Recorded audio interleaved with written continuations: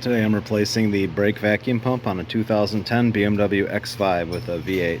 First thing you have to do is take this air boot off.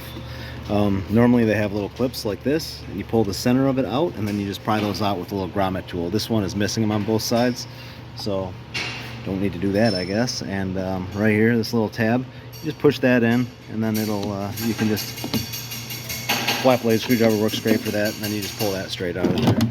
So there's your pump right there.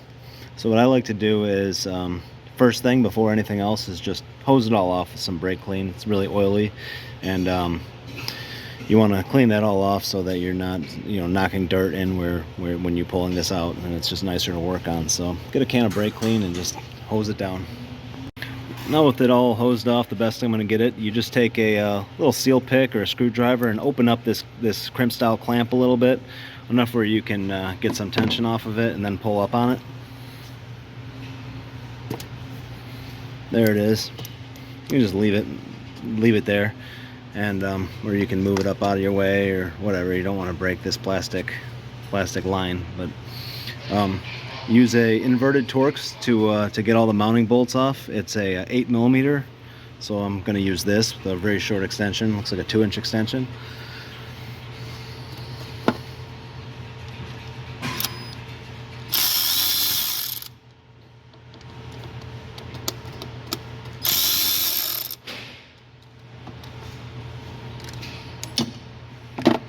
The bottom one I can't really show you, but if you feel around underneath there, you can tell where it is. There's just one more down low. That's right. You'll get to it like this. I'm just going to use a regular ratchet, and it's kind of dead center at the middle. You can use the new one for reference as far as to figure out where the placement is.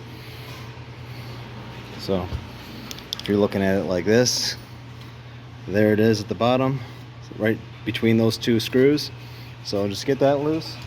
Pull those bolts out of there. Alright, with those screws off there, all three of them, you should be able to take this, kind of spin it, and just pull it straight off here. So here it is,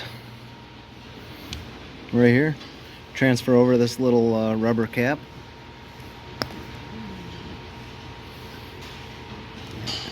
What I like to do is try to pay attention. It's not that important because you can spin this around, but try to get the orientation of this fin close to right, so that way when you stick it on, you don't have to wiggle it around quite as much.